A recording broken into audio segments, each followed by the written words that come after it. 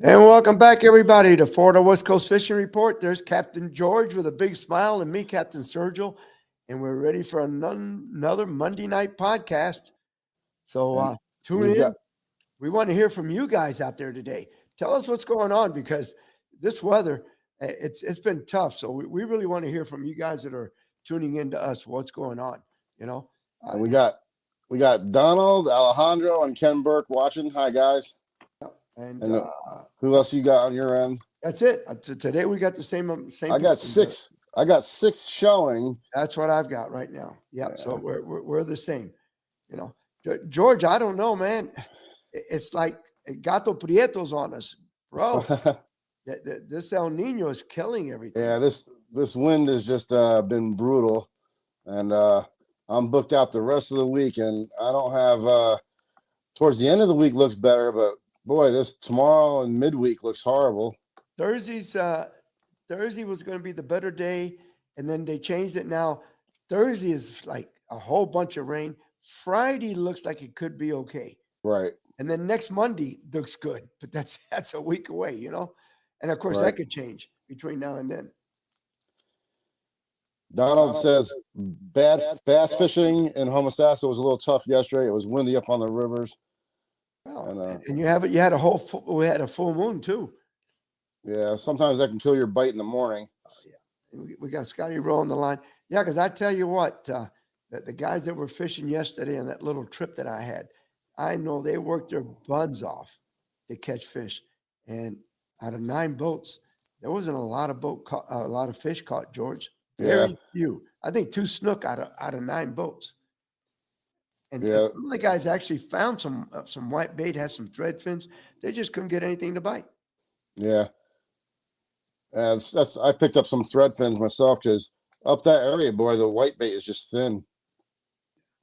So I don't know. Now everything I've been reading lately says that we got an El Nino this year. I thought it was Nino. I don't know. No, Nino's what we have now. Yeah, that's what I'm saying. That's what we have We now. have a El Nino coming in.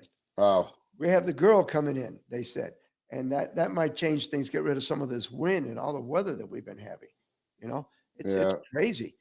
I was out in the yard today, and it must It have been was blowing steady, 15 to yeah, 20 something today. yeah. It was really windy today.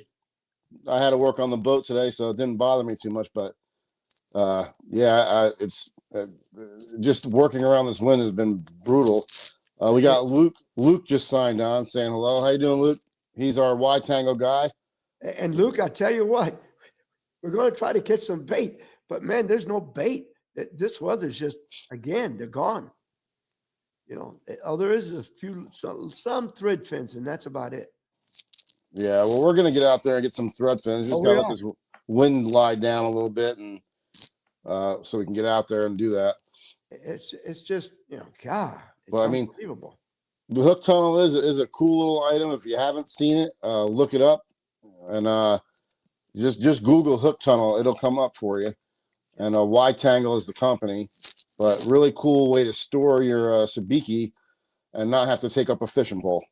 That's right. Because when you're done, you just take it off your pole and you put it away, and your sabiki's safe.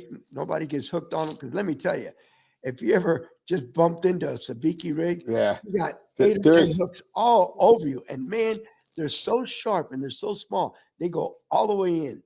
And yeah, it and hurts. I tell you, like for me with a fishing pole before I got the Y Tangle, I used to hook the hooks together and then tighten them on each other and then wrap it around the pole. That works pretty good, but it's a little bit of a project. With the hook tunnel, you just reel it in and you're done Well, let me put it this way. Most people, when you're done with a sabiki rig, you throw it away. because But they with don't want to hook deal with it. tunnel, all you got to do is when you put it in, you just rinse it good, shake it, and let it dry. You can use it again. But Yeah, normally, most people have a hard time. Once they use a sabiki rig, you throw it away. yeah, they do. They do like to rust. They rust really easy, and pretty much the sabiki people plan on that so they can sell you some Oh, more. of course. Hey, it's some of this stuff has no lifespan anymore. Right. It's like anything else. They're saying, oh, it's supposed to last 10 years ago. Now they put about a 4-year lifespan, so you have to buy it again. Of course. and that's everything. And I remember when my grandparents, when I was young, my grandparents, it's like when they bought a refrigerator, that Hey, was Barbara? when they bought a refrigerator back when my grandparents were buying stuff, that was the refrigerator for 30 years. I mean, that Oh, yeah. was Not now. Now they no. tell me it's about 6 to 7. That's the lifespan. Yep. And then reels, I mean, the prices have jumped up so much on reels. And you think about it, back in the day, if you 20 years ago, if you bought a $50 reel, you had something there. For the rest of your life. Oh yeah, I mean, you had. the old pin 113Hs for grouper fishing. I You still have bought them. those. You could just wear them out until Uh, the chrome was coming off of oh it. yeah, The brass was showing underneath, but they never failed you. no, I I still mean, have a handful of those still. the old 113H, the Yep, burgundy looking one. Yep, I love that Those are thing. the good ones, not the black ones. The burgundy one had The a higher burgundy speed one. Uh, retrieve on it. I Yeah, used to use that for grouper and for tarpon fishing. no question about it. And I tell you what kind of game this weather's playing with us. We had poor Captain Jared Crisp. This was the third time we had to cancel filming. I mean, because of the weather. We were supposed to go out with them Wednesday. We had to cancel again. I mean, I don't know what to do because George, you and I agree to go out there and just try to do a show in bad conditions. You can't do a good show. Well, I'd it's rather not do one. yeah. Well, the problem is you got to worry about the sound, the quality of the sound with the wind and stuff of that nature. I mean, if I had a charter, yeah, I can go do a charter and I can make it happen. But when you're trying to do a show, you want it to come out good. You want to be able to hear the people talking. I mean, there's a lot of, and then if rain's going to move in, you got to worry about your equipment. Oh, and that equipment isn't cheap. Yeah. Donald says he still has still have and use a Shimano Sustain that's like 25 years old. Yeah, the original Sustains, those were, a workhorse also, as long as you kept up with it. I've got an original Mitchell Yeah. 301C from 1957 that my father bought me for Christmas. A 301C, and I got it in an old Fenwick rod that's from the 70s. And Yeah. I mean, I don't use it or anything. I just got it for display in my office.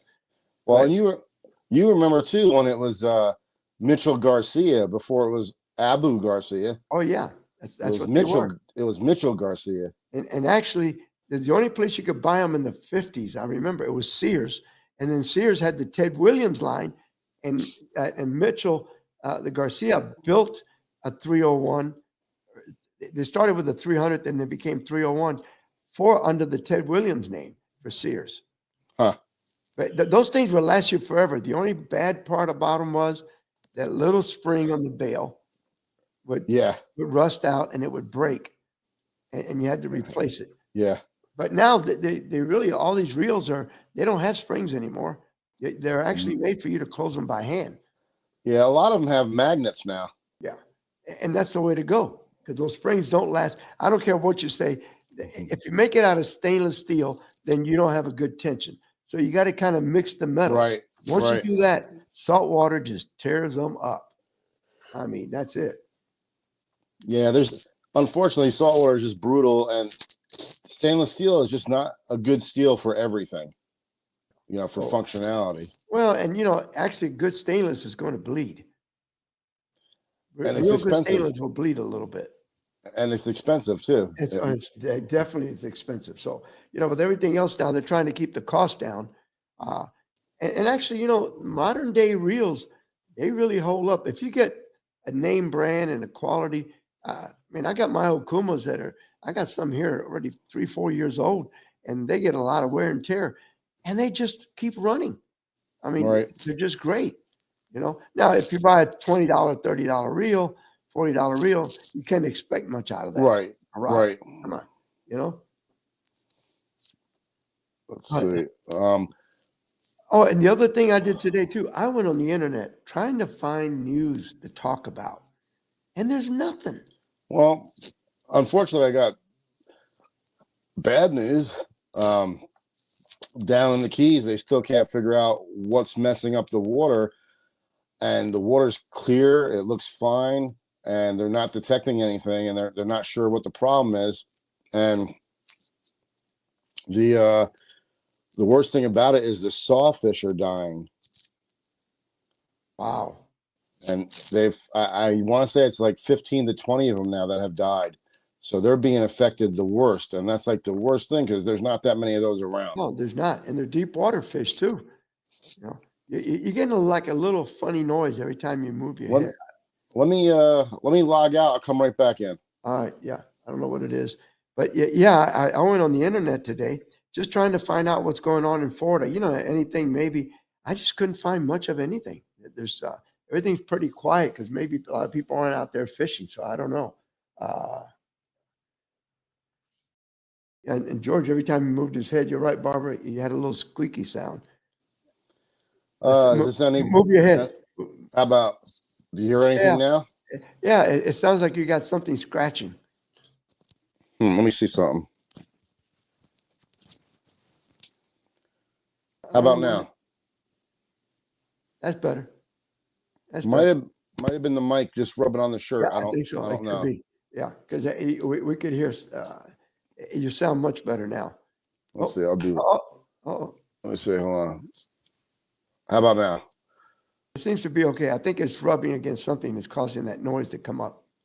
That's weird because how many shows have we done and never did that before? It could be just this shirt. And by the way, I want to say some stuff about too. Today I called Port Manatee because I told you that I haven't been down there fishing and around the port on the island for 7, 8, 10 years, and I found everything except I couldn't remember my number. I had my flag and the other thing, so I called today, and they were very nice. I renewed it. They don't have the little sticker anymore that you just need the flag and your number. Yeah, and not even a number anymore. It's a password. Okay. Yeah, I just gave him a password, and it's pretty easy. But there's a guy there that works there called Nicholas Cruz, Nick Cruz. And let me tell you, gentlemen, I didn't get to talk to him personally. We just conversed over email. What a nice guy. It's so nice to meet somebody in government that is I mean, this guy was quick to answer me, quick to explain everything. Right. I sent him everything. And I mean, things were done over an 8-10 minute period because he says, I just need this other thing from you. I already sent him the form. I mean, he was just a nice guy to deal with. And, sometimes you get some of these people that, oh, man, you're bothering me. Yeah. Not it takes a long time to get an answer. Yeah. This guy was right on. I sent him an email. He answered me right away. Send me this. I sent it to him. Okay, I mean, in less than 10 minutes, we were all done. So Nick, if you're listening, Nick Cruz from the Port Manatee Zone Watch area, I think he's great. I think if anybody bumps into him, I ought to shake his hand and say thank you for me.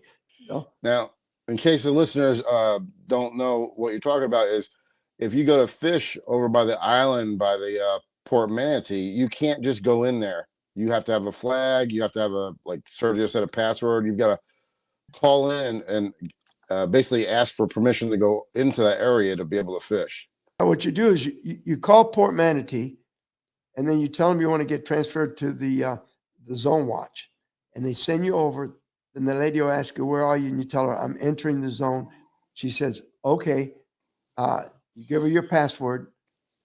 And she said, call me back on channel 73. And you call her back on channel 73, say, I'm in the zone. Okay. And before you leave, you just call them on your cell phone and tell them, hey, this is so-and-so. I'm leaving the zone. And you're covered. It's easy.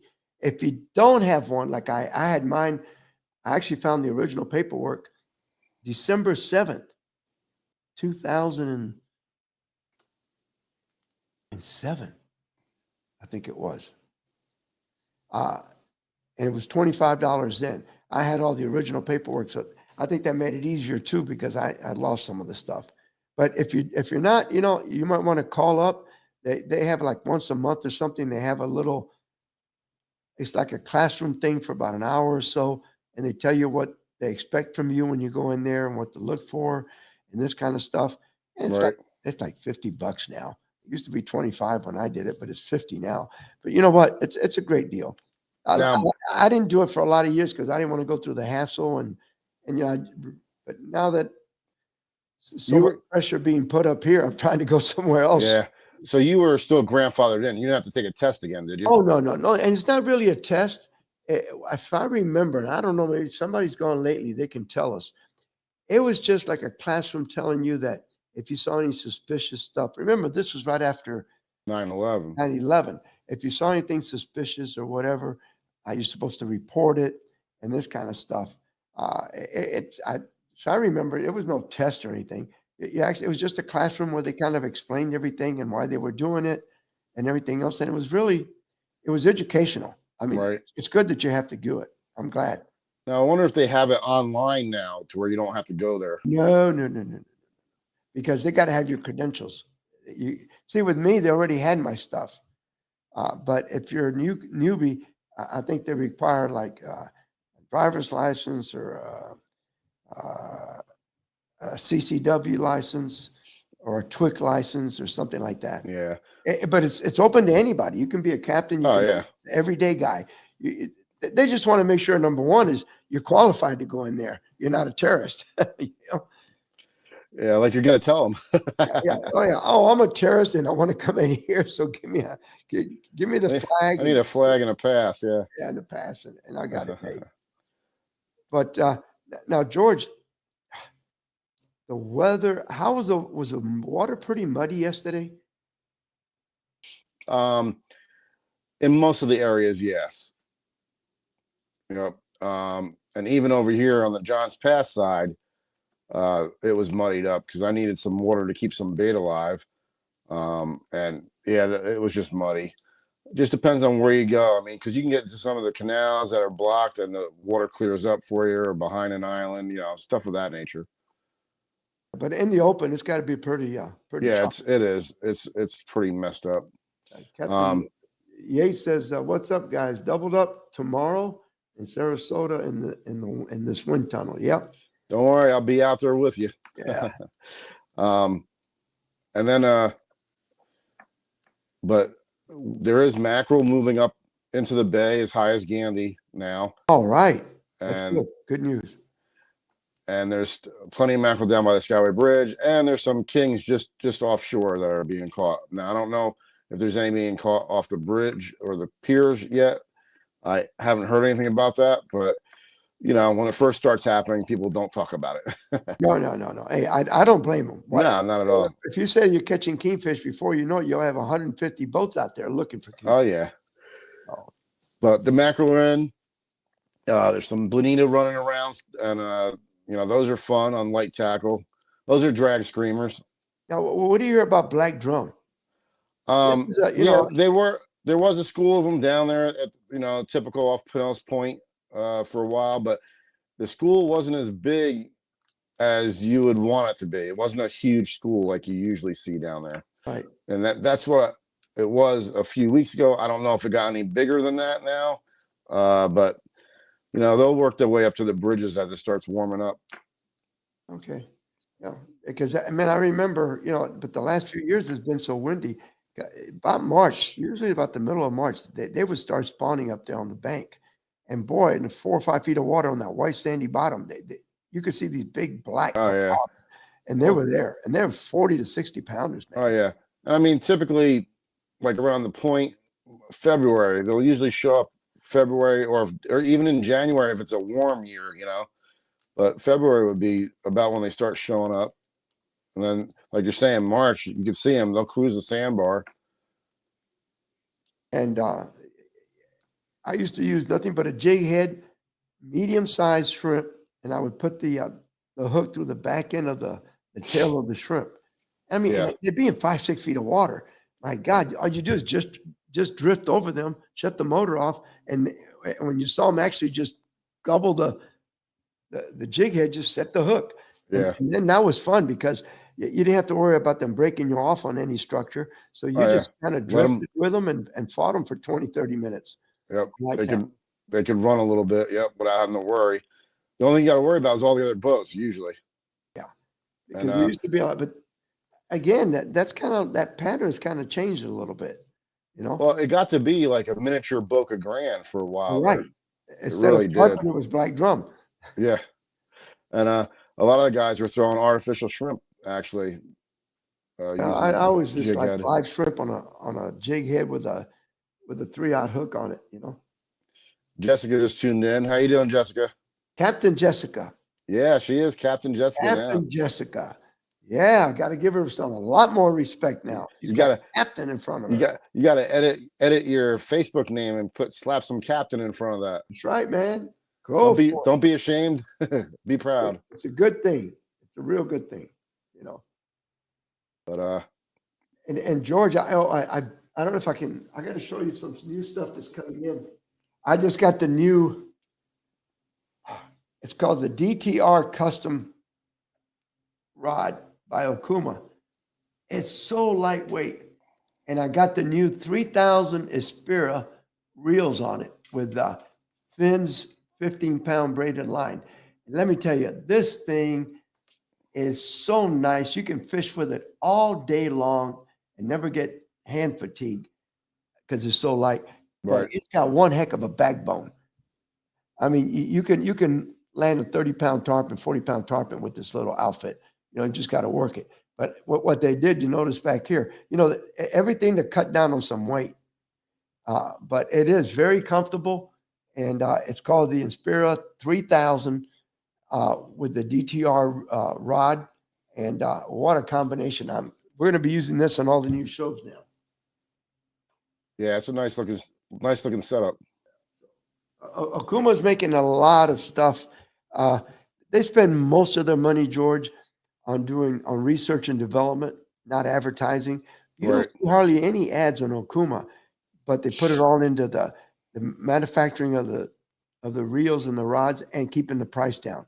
Because I mean, their price point level, it's usually somewhere between 15 to 20% below the competitors. Right. It's not that they're cheaper; it's just that they don't spend as much on all this advertising and a lot of the, you know, magazine stuff. You don't see a lot of it. Right. So Well, they put it back into the product. a lot of people have the stickler with the name because Okuma years ago, I'm talking a long time ago, was not the best brand way Oh, it back wasn't. when, and it was considered a garbage brand.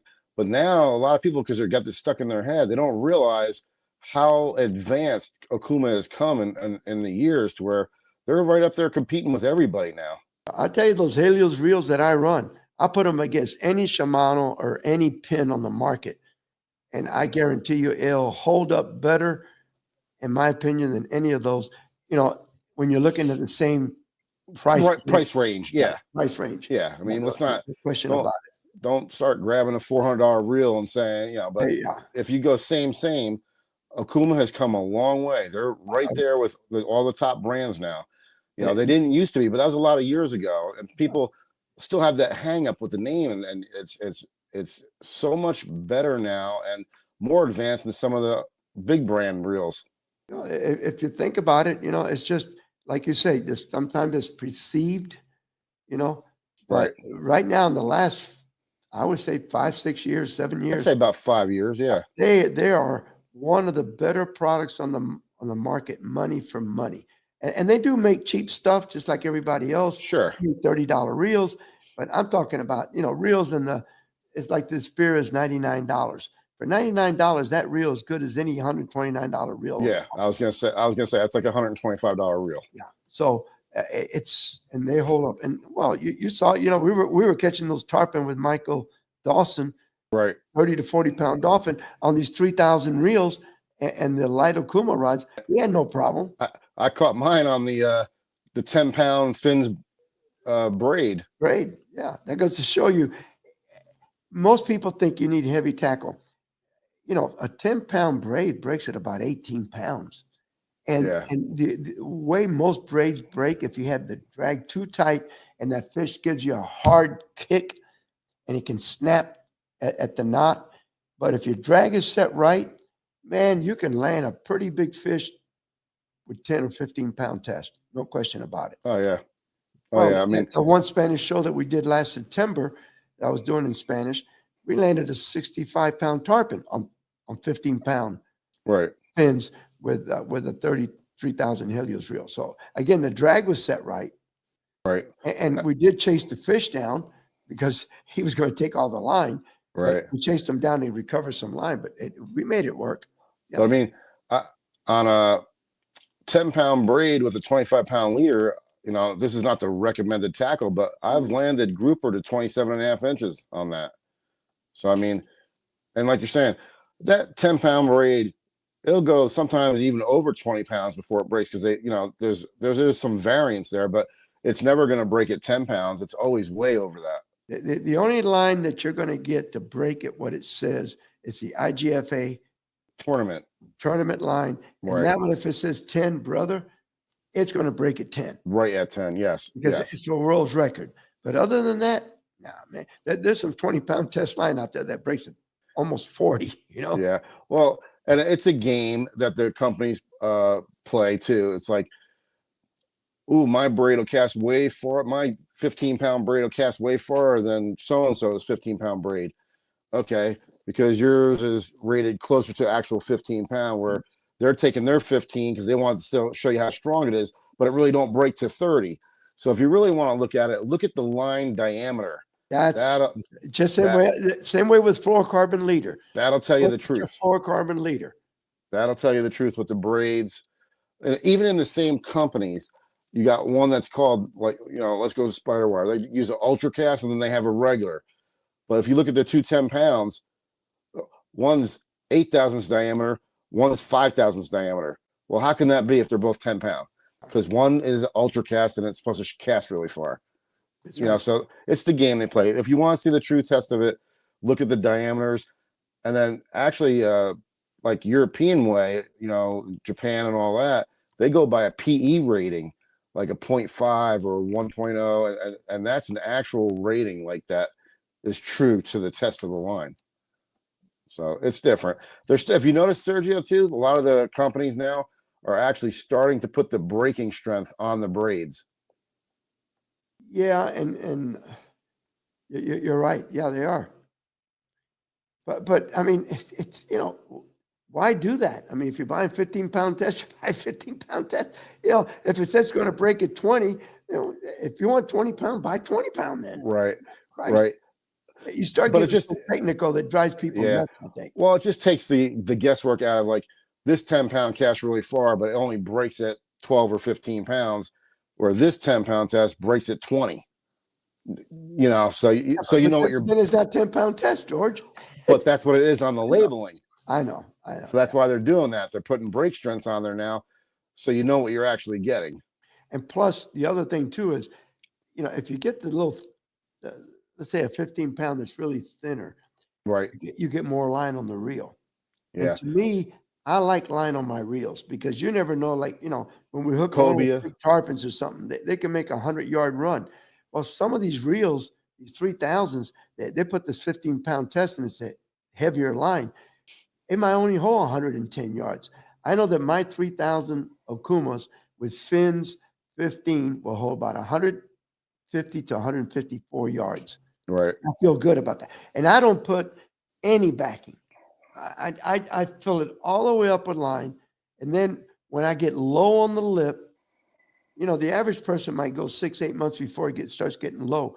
But you and I, we get so many break-offs and people, trying to catch fish on the mangroves or on top of docks, right, stuff like that, that it gets low quicker. Then at that point, what I do is I'll get some good grade of monofilament, like 10-pound test or something, tie it and fill the spool up to the top and then take it all out and back spool it. That'll bring my line back up to the top. So, once you lose about 10 yards on a reel, 15, it gets pretty low on that spool. So all you do is fill it back up, then back spool it. Now you're back up to the top. Yeah, you don't have 160 yards anymore. You got 145, but still you got a lot of line, and you don't have to buy new line. So, I think that's the way to go. And what do we have? 1, 2, 3, 4, 5. We got 6 reports tonight. Well, look at you want to get Tony Franklin in? Let's do Tony's, yeah. All right. Hi, Captain Tony Franklin back with you once again for this week's fishing report. This week we had a lot of different types of weather. Once again, we've had rain, we've had wind, we've had all kinds of adverse conditions. the fishing's been up and down depending on the day and the tides. Earlier in the week, we had a real good bite with trout, 5 to 6 feet of water on the grass flats. It was really a red hot super bite on the grass flats. Mixed in with those, we had sand trout, we had spotted sea trout, we had some small jack crevalles, we had bonnethead sharks, we had black tip sharks. So there's a range of all types of action on grass flats, about 5 to 6 feet of water. And the backwater creeks, using shrimp, we're still catching sheephead, been ladyfish for action, a few small black drum have been biting, and we're also catching a few mangrove snapper around some of the residential docks. The snook bite has been hit or miss. Caught a few snook earlier in the week, but they really haven't been super active this week, really, and now catching them on whitebait, of course, this week. Also, the redfish bite, we're catching singles, not big schools around on the flats right now, but we are catching singles, and sometimes we are catching doubles. So the redfish have been primarily against the mangrove shoreline. On the higher tide, as the tide drops down, they'll pull away, but on the higher tide, they are right up under the mangrove shoreline, as were the snook earlier this week on the higher tide. As the week progressed, we got a lot of different windy weather, so this next week looks like windy weather the first 2 or 3 days again, then it's going to calm down a little bit. So look for the fishing to pick up as the water continues to warm and we start getting into the late spring and summer pattern. There's plenty of action out there, so get out there, get on the water, get some fishing in, catch you some fish, tight lines. I'll see you next week. All right, Tony, as always, a good report. Yep. Thank you. Appreciate George, that. I'm putting on here because mistake last week. Kids Fishing Clinic is going to be June 15th at Picnic Island. So I'm putting it here so everybody can see it. Right. We could use some volunteers, as always. So if you're a captain, boy, we'd love to have you volunteer with us. Yep. So that's Saturday, June 15th for the kids clinic. Right. And then it starts at what time? It's going to start at 9 o'clock till about 12:30. Okay. Because again, it's only going to be open to the first 100 kids, and we're trying to do the same thing, get every kid a rod and reel, small tackle box, and we're going to feed the kids and their parents. And the mayor's going to be there. I'm sure a bunch of the people from Hillsborough County, and Right. we talked to CCA. I've talked to FWC, so we'll see what happens. We can't guarantee anything, but last year, boy, they flew the police helicopter over the kids. The clinic. kids had a ball. Yeah, I mean, we can't guarantee that. And we got lucky. We had a big freighter ship come in, and the kids were just flipped out by that. I didn't know whether to run or not, because all of a sudden I seen all these kids all running one direction. And I was like, okay, should I be running? Something coming? Let's see here. It's going to be at Picnic Island again, same place as before. Okay. And then, so to start at 9, about what time should the parents show up, you think? With Well, kids? if they show up by 8:45, we can get them checked in, but they got to pre-register. Right. I mean, because if not, we don't know how many kids are going to be there. Right. And what's our cutoff this time? It's going to be right at 100 kids. Okay. That's it. No more. We did 150 last time, Yeah. and 25 people didn't show up, unfortunately. Right. And what it does is, it's expensive to do it. Yeah, people are And volunteering. when you buy 150 rods and reels and food for everybody, and you get 25 people that don't show up and don't call you, we had people that would have taken their places. Right. But since we didn't get any phone calls, we had no idea. And we understand, obviously you want to sign up, as soon as possible. And we understand sometimes things happen, but just So a let us little bit know. of, a notification. That's all, just so that we can give somebody else the opportunity. Because we had a lot of extra food last year. We did. So, and we're going to do the same thing: Cuban sandwiches, empanadas, and those little Cuban croquettes that people loved. Yeah, they were good. Oh, They yeah. were good, without a doubt.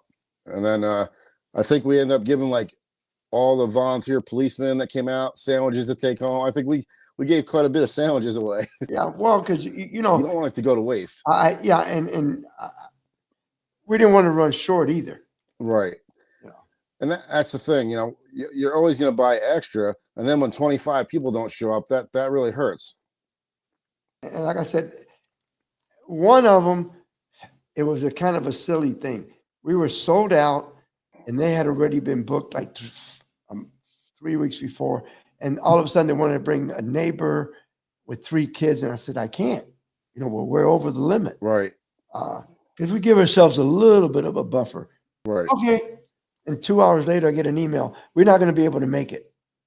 So they were being spiteful. Yeah, that's all. So, hey, guys, Yeah. if that's the way you got to do with the kids. It's just courtesy. I mean, you got to look at it. There's a lot of people that are donating their time, and then the food, and people that have donated money to help do this thing, and then it's something that would have been great for your kid, and then you just don't show up whatsoever. So your kid missed out, and then somebody else's kid missed out because they could have took his place.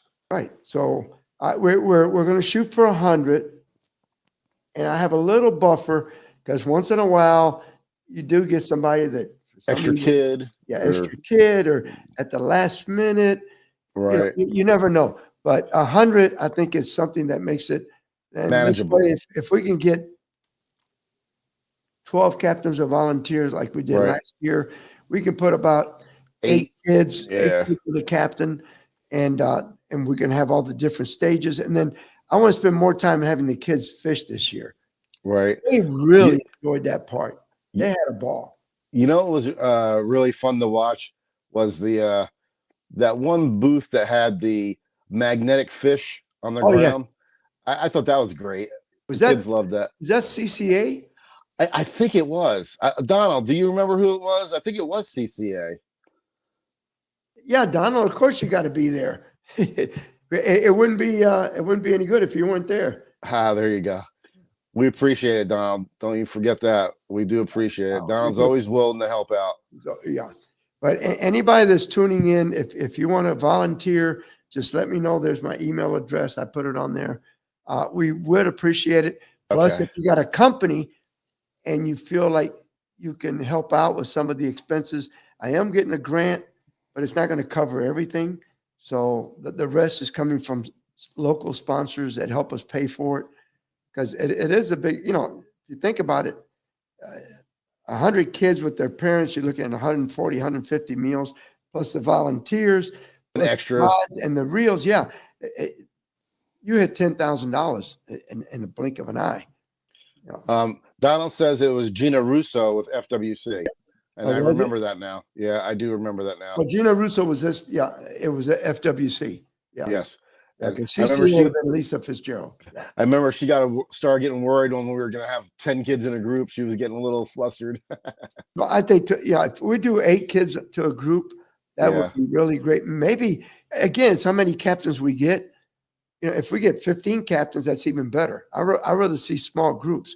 And then we want to have some more tents this year.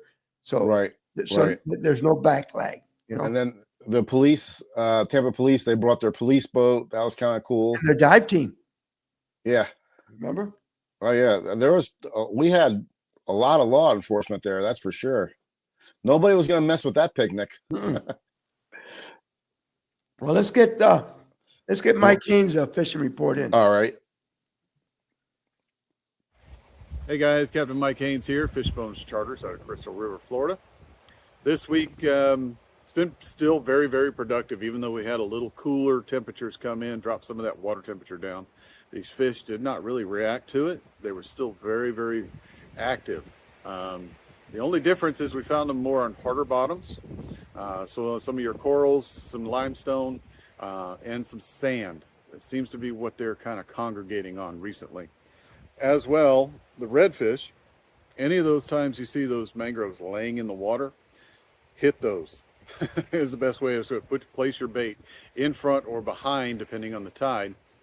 These fish are those are kind of stopping points as they're cruising along, waiting for that tide to come in. They kind of stop at those places and rest or look for bait, look for something to eat. So definitely pinpoint some of those that you see along the mangroves. Trout are still out on the flats, but what we find is 2 hours before and 2 hours after the tides, the highest tide, seem to be the better bite. So as that water gets up about 2 to 3 foot, start throwing some jigs, some iridines, some flukes around, and definitely seem to be more productive at the higher tides. Also, it's time for starting to hit those popping corks with a shrimp, a gulp underneath, or pinfish. This is the time of year that that seems to be a real good pattern that these trout are going to start kicking on. Snook have definitely still are biting. You just have to get way up underneath the mangroves. They're still hiding is the best way to describe it. We call it hiding, the little hide and seek. So if in the higher tides, if you can flip that pinfish, that bait way up underneath, white bait, mud minnows. Mud minnow seems to be the real key right now. Pitching that bait way up underneath that mangroves and just hang on. Trying to get as light as leader as possible, because if you're getting too thick of leader, they're going to notice it. Probably won't get that productive bite. So you're trying to get away with as light of leader as possible. 20 to 30. And if it's really, really heavy cover, a little darker stained water, you could probably get away with the 30s and 40s. Offshore, sheepshead are still biting way out there, probably about between 9 to 15 miles out on rocks and stuff. They're still very productive, seeing lots of limits coming in on the sheepshead. Spanish mackerel, they are definitely in. If you go out the Homosassa Channel, Crystal River Channel, finding some of those channel markers, been finding very big schools of mackerel out there. So if you want to hit some of those, throw some spoons. You can do a popping cork on those as well. Miridines seem to work. They want that faster presentation, but people are definitely catching some decent Spanish mackerel out there. Also, just wanted to remind everybody, April 6th, we're having a little get-together up here at Fishing Crystal River. We got a Facebook group and page. You can find all the information there. We're going to have some big hitters in the fishing industry going to be there as well. And it's just kind of a meet and greet for free. Just come on up. You can find all the information at Fishing Crystal River on Facebook. And we'll see you out there. See you next week, guys. Bye. Thank you, Mike. Thank you. Thank you. I made a note of that, George. I'm going to look that up tomorrow. Good report. Fishing Crystal River. Yeah, April 6th. I made a note of that. I'm going to look at it. If I can, I might run up there, you know. Yeah, I'll have to see if I'm booked or not. And if you're going to run up there, maybe I'll take a ride with you if I'm not booked. So I think I'll, like to give him a shot, support him if I can, because Mike Keynes is really, he's a good supporter of ours. Right. And but by the way, again, we got to thank everybody. We're at 15,300 and something subscribers, guys. We're moving. Oh, yeah. We are moving. Steady moving. Steady moving. I calculated that's about, we got 8 months. We could get pretty close to 25,000 subscribers by Christmas. That would be awesome. I mean, it'd be unbelievable. I mean, for a while there, we were getting quite a few in 1 month. And now that Jessica got her captain's license, we'll have to do a show with her. Yep. She can give us all the pointers and all our viewers the pointers from a woman's perspective on fishing. And don't tell us we got to blow dry our hair or do makeup. No, I ain't doing that. Yeah, we're moving around different places, so there's no reason why we couldn't run up there. But what's the event all about? Is it a fishing tournament, or is it just like a meet and greet? Yeah. Jessica or Mike or somebody give us more information. We just want to know.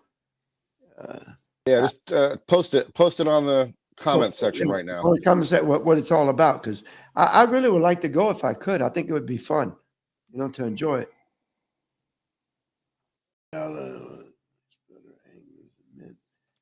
Well, I don't know. Women make better anglers than men. No. Well, hey, Donald, I don't know.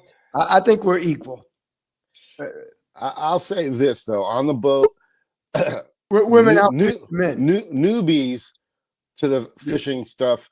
The women don't let the ego get in the way, and they'll learn quicker and they'll outfish the newbies guys, for sure. When you take this couple out and they're down here from the winter, I always ask them, how much you know how to fish, so you know how to treat them.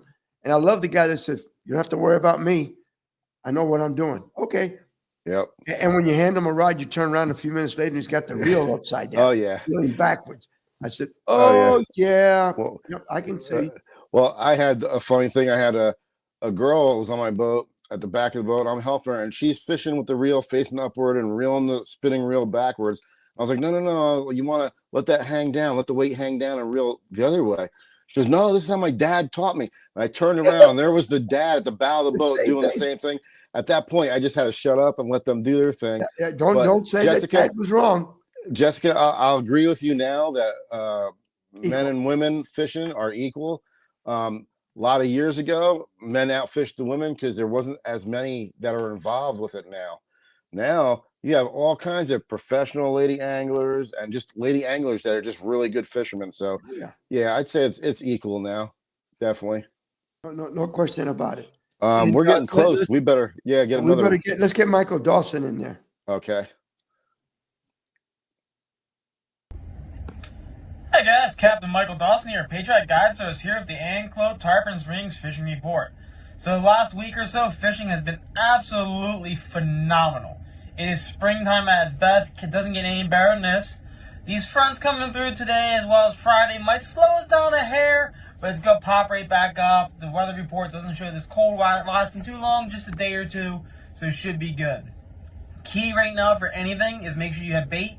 White bait's kind of the big key right now. Trout, redfish, snook, tarpon, cobia, mackerel, everything's eating it right now.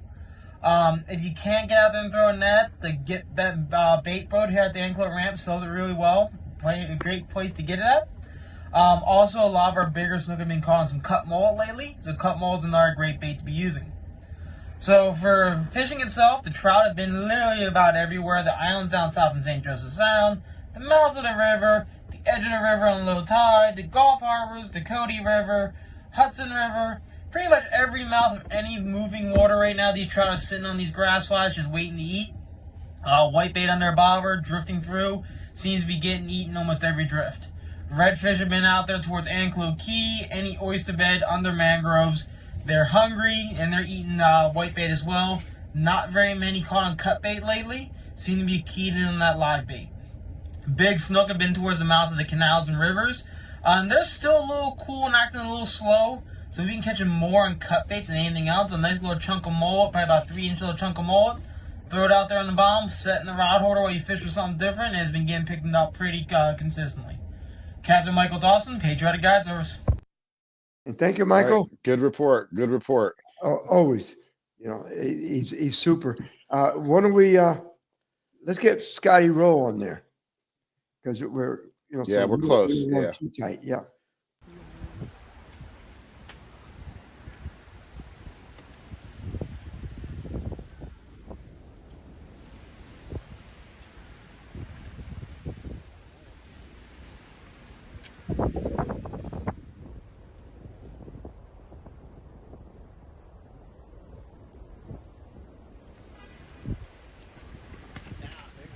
There you go.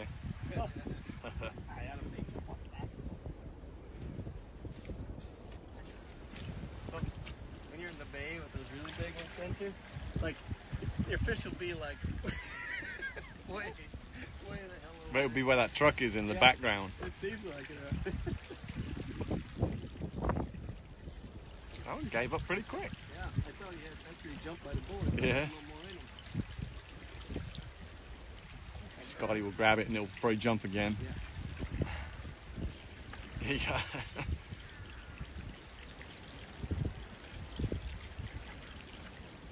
There you go.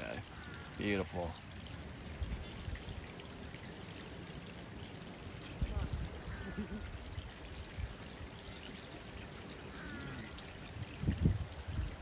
All right, nice one. Woo! Get him, Scotty. That's awesome. Like that's Now it's going. Huh? it might be 35, 40. away from the docks. Don't get him in those things. Yeah, if he gets in the bottom, man, Get over here, you turtle.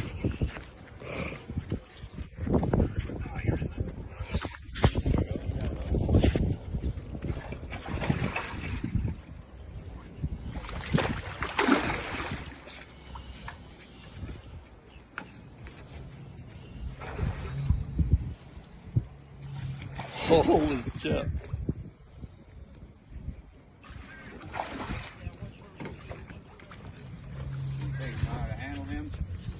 Would you mind? I don't know how. Bring him over. Got him by the lip like a bass. Oh, really? Yeah, you can grab by the lip or grab by the tail, one or the other. Either way. Lip. There you go. Got him. Nope. Hold on 1 second. Holy shit. Hey guys, this is Captain Scotty Rowe from Charlotte Harbor. I can tell you today was a little choppy out there, especially running a little skiff like mine, but we've been catching plenty of white bait. It has been very, very easy for us. Today was a little difficult, but you know, we still got her done. Good things going on here in Charlotte Harbor. The water's really warming up. We're starting to get some of those big tarpon to show up. I haven't actually been fishing them. Some of my other buddy captains out there on the water have been getting into some of those 100-pounders. I've been fishing a lot of the juveniles and some of the canal systems, 10, 20, 30 pounds. Having a lot of fun with that. I love catching them juvenile tarpon just because they jump so much. Another thing that's been on, the snook bite is crazy, crazy, crazy, crazy. I don't get slot snook every day, but I had one day last week. I got 4, which was kind of cool. And fortunately, the clients were catch and release, so those fish are still out there to be caught again. Redfish bite here in the upper Charlotte Harbor is definitely hit or miss. Some of the guys out in the Pine Island, Boca Grande area are definitely catching some beautiful redfish. There I am fishing, just ain't happening. Trout bite, absolutely phenomenal. Caught some beautiful trout this week. I'm not talking big gators over 20, but a lot of just solid 17-inch, 18-inch fish. Mangrove snapper bite with the warmer water is definitely picking up. We've been getting a lot of those 11, 12, 13, 14 inchers. Cool. And that's awesome when you're a guide and people want to take home a meal, because it's probably one of our best eating fish.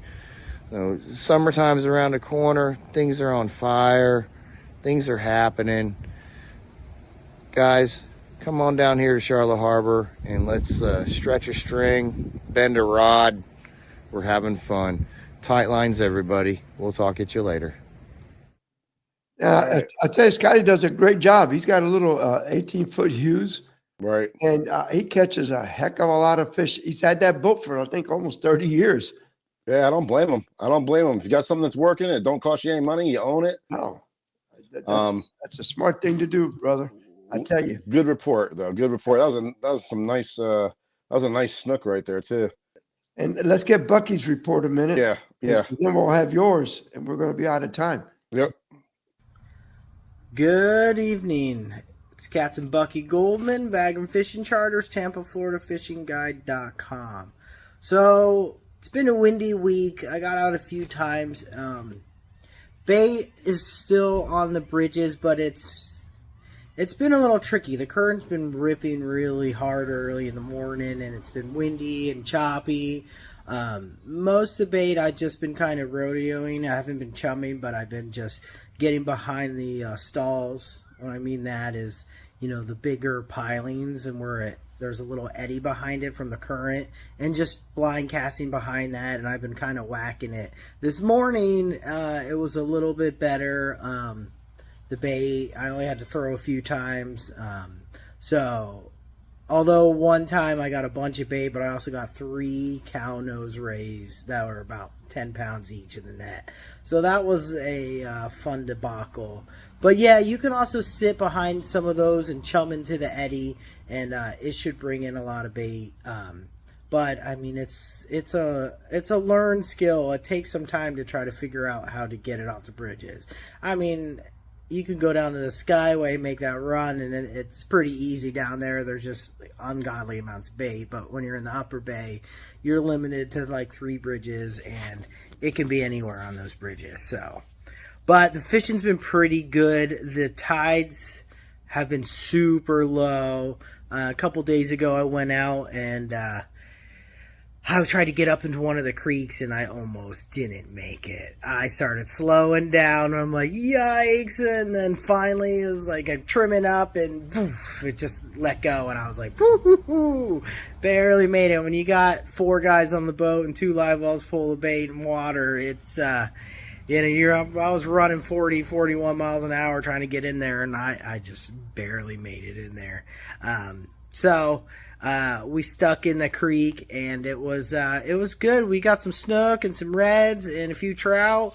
And then this morning I went out and took a couple guys. I donated a charter to the CCA event in Pinellas.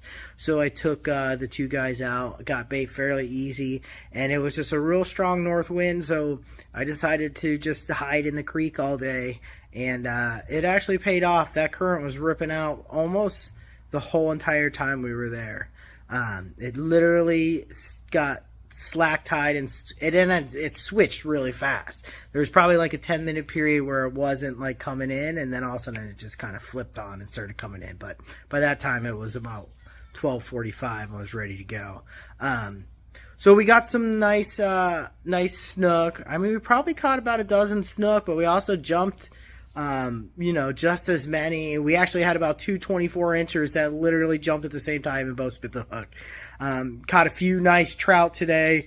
Got about 4 or 5 redfish, couple little ones, one really nice one. One of the reds, we got to the boat, I was about to grab it, and it just popped the hook. I think the leader was frayed up from the fish before, and he was kind of tying his own stuff. So, well, who knows?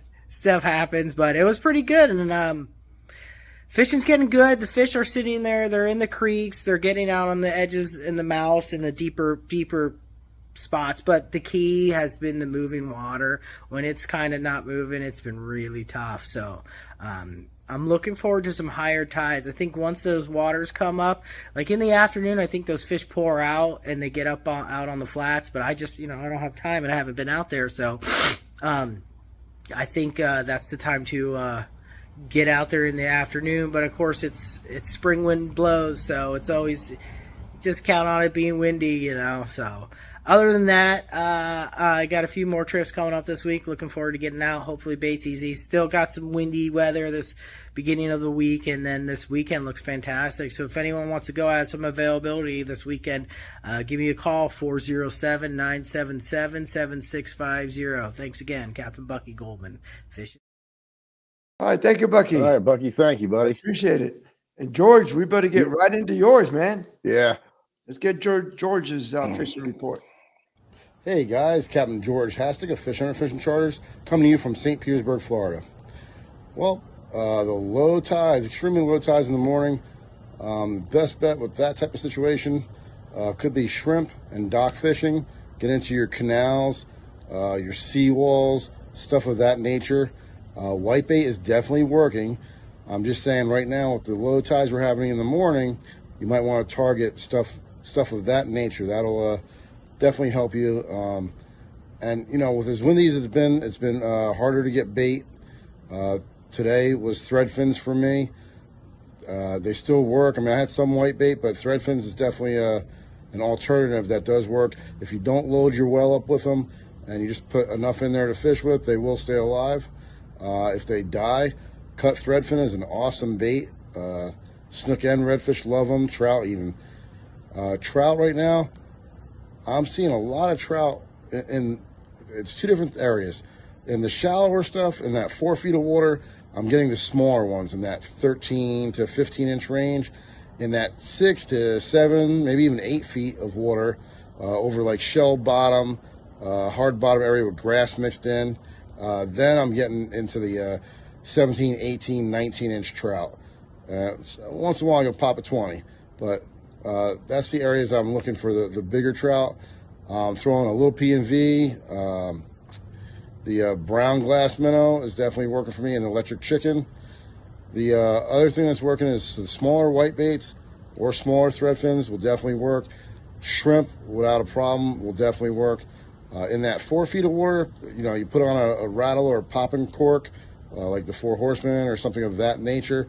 That'll definitely call them to your bait, and that's a dynamite thing. Now in that deeper water, you might, if you're going to use the popping cork, you're going to have to put a little more line underneath it. There, I don't like doing that so much. I like free lining and or putting a split shot on if I need to, if the current is a little too strong to get that bait down to where the trout are hanging out in that grass and shell bottom. The snook, white bait, thread fins has definitely been the answer. You can also throw a Miradine. If you're going to throw the Miradine, run it along the mangroves, and those snook will come out and pop it for you every once in a while. There's a Miradine in the skin series that looks like a scaled sardine. That's the one I would be throwing. Other than that, the live scaled sardines is definitely king when it comes to the snook. And then threadfin also will work with no problem. And even Spanish sardines live are a great bait. So those are different choices you can use. This has been Captain George Hastic. Have a good day.